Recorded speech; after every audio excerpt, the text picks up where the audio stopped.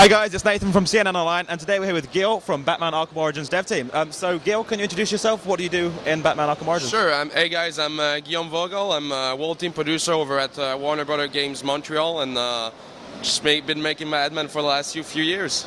Has it been a long process then for Batman Arkham Origins? Obviously this game looks fairly finished now from what you're showing off today. So Yeah, quite a few years.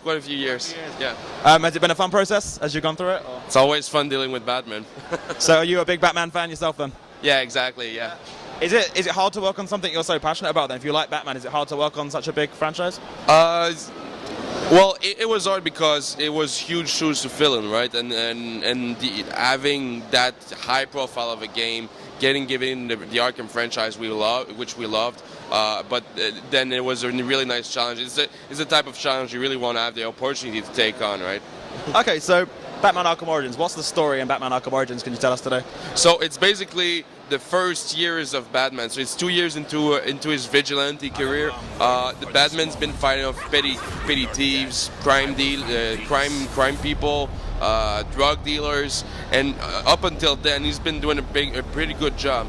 But then on Christmas Eve, Black Mask, which is the big crime boss in Gotham City, decided to actually put a bounty on his head, a $50 million bounty, and that attracted eight of the most deadly assassins in Gotham City to get Batman. And now Batman is going to have to deal with learning how to deal with that high level of a threat and compensate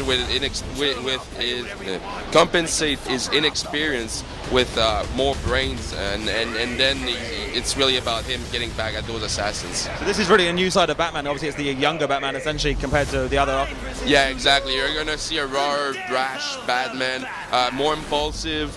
He doesn't want to listen much to other people. Yeah. He wants to really go in and kick people's butts, but he's gonna have to learn to really develop his let's say his brashness. Yeah. Okay, so in the games, obviously you've got a lot of enemies, as we've seen in the trailers so far. You've announced. How do you come across choosing the enemies you want in the game to make sure it works fluently?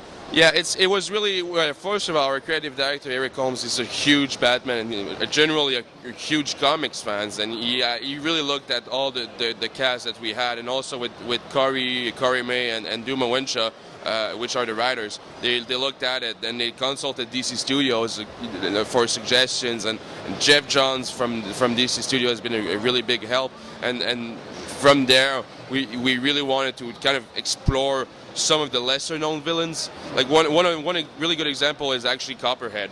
Copperhead used to be a guy in a snake suit in the comics, and then we kind of liked the idea of having him as a woman, like a deadly martial arts woman with poison, and then we suggested that to DC Studios, DC Comics, and they were like, yeah, that's a great idea. Let's put it in the new 52 comics, and so that exchange of ideas was really key to defining the cast. So you obviously have a lot of contact with DC Studios on all your ideas. Yeah, absolutely. They Eric and Duma and Corey were talking with them on a daily basis. Oh, really? Yeah. So obviously you got contacts with DC. Do they have a lot of do they ask for certain things in the game at all, or is it very freedom on you guys when you're creating the game? Well, it was more a collaboration than actual requests, and the collaboration was quite close, and yeah, they've done a good job allowing us to have some freedom while also respecting the core ideas of DC Comics. It sounds really good, but obviously this time you guys have gone with different voice actors for Batman and Joker. That's the big thing, obviously everyone's noticed. Do you think these guys live up to the role of the past Joker and Batmans? Oh, absolutely, yeah. Roger Craig Smith impersonates a younger Batman. He does a great job at it, like a more impulsive, really impulsive Batman, basically. And Troy Baker as the Joker is amazing. He's got that still clownish voice, but with a creepiness, and he adds a creepiness and an aggressivity to the voice that's really second to none, and we're really happy about the work these two guys have done. It's really added to the characters then, essentially, for what you wanted into the game. No, absolutely. Joker is going to freak you out. Really? Oh yeah. So obviously gameplay features are obviously going to be changed since Arkham City and stuff. What kind of new features have you guys got in the game since then? One of the new features we got is basically the remote claw. So the remote claw is a gadget that connects two targets together. Really useful in the predator rooms. Let's say you want to go from gargoyle to gargoyle without necessarily going around. You can link the two gargoyles together, walk, and it's going to create a wire between the two of them.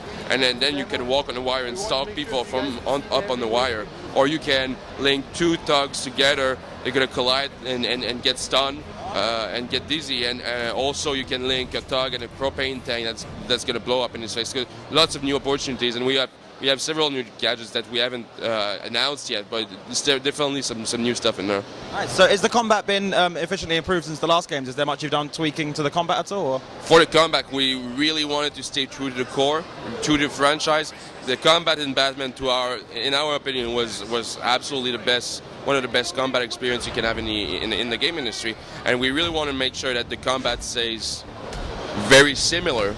And so what we did is really took the core, the fundamentals, kept it as is, but added some other variables around it.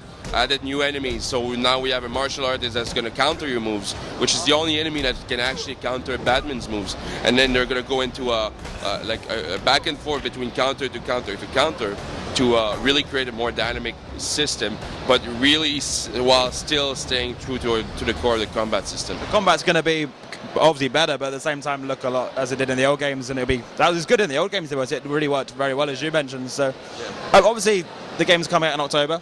How comes you guys didn't choose PS4 next gen or Xbox One at all over PS3? And we've been really pushing the limit with the Xbox 360 and PS3. And one thing we really wanted to do, and Warner Brothers has been great with us about that, is we wanted to make sure we focus entirely on current gen, develop the best looking game possible for the time we had. And I think we actually achieved a very nice looking game, and really focusing solely on having this on current gen and really putting all the efforts for that. Well, it does look like superb for PS3 and Xbox, so I've got to give you that one. Is there anything you want to say to the guys right now out there? Anything about the game before you go? Yeah, well, I see you on October 25th. I really hope we really hope you enjoy the game and give us your feedback. All right, guys, it's been Nathan from C&NOnline. We'll see you next time in the other Eurogamer Expo videos. You're not some hardened vigilante. You're a young man with a trust fund and too much anger. I am the reason the criminals breathe easier when the sun rises.